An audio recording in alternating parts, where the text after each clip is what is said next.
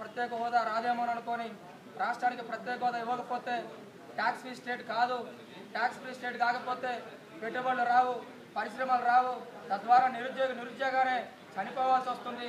మరి నిరుద్యోగం ఉన్నంతకాలం పెళ్లిళ్ళు కావని చెప్పేసి బాధతోటి ఈ రోజున ప్రత్యేక హోదా విషయంలో ఏదైతే కోటి ఆత్మహత్యానికి పాల్పడ్డాడో ఇది చాలా దురదృష్టకరం. ఈరోజు రాష్ట్రంలో ఉన్నటువంటి విద్యార్థి లోకాన్ని మొత్తం తెలుగునాడు స్టూడెంట్స్ ఫెడరేషన్ ఒకటే విన్నవిస్తూ ఉంది, ఆత్మహత్యలు ప్రత్యేక హోదాకి పరిష్కారం కావు. దయచేసి విద్యార్థి లోకం మొత్తం కూడా అర్థం చేసుకోవాల్సినటువంటి అవసరం ఉంది. ఇప్పుడున్నటువంటి ప్రభుత్వాల మీద గతంలో ఉన్నటువంటి ప్రభుత్వం మరి ఈరోజు పార్లమెంట్లో పోరాడుతూ ఉంటుంది. ఇప్పుడున్నటువంటి ప్రభుత్వం కూడా ప్రత్యేక హోదాపై ఇవ్వనని చెప్పి ఎక్కడ అనలేదు.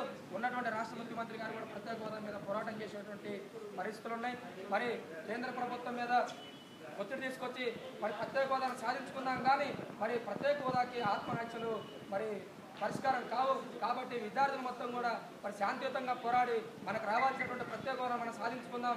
ప్రత్యేక హోదా పరిష్కారం కాదని చెప్పేసి రాష్ట్రంలో ఉన్నటువంటి 13 జిల్లాలోని విద్యార్థి లోకాన్ని, యువకుల్ని, నిరుద్యోగుల మొత్తం కూడా తెలుగునాడు స్టూడెంట్స్ ఫెడరేషన్ తరఫున ఒకటే విన్నవిస్తూ ఉన్నాం. తల్లిదండ్రులకి శోకాన్ని మిగల్చకండి. మరి రాబోయేటువంటి ప్రత్యేక హోదాని మనం అనుభవించాల్సిన అవసరం ఉంది. కాబట్టి ఎట్టి పరిస్థితుల్లో కూడా ఆత్మహత్యలు చేసుకోకూడదు విద్యార్థి లోకాన్ని కోరుతాం.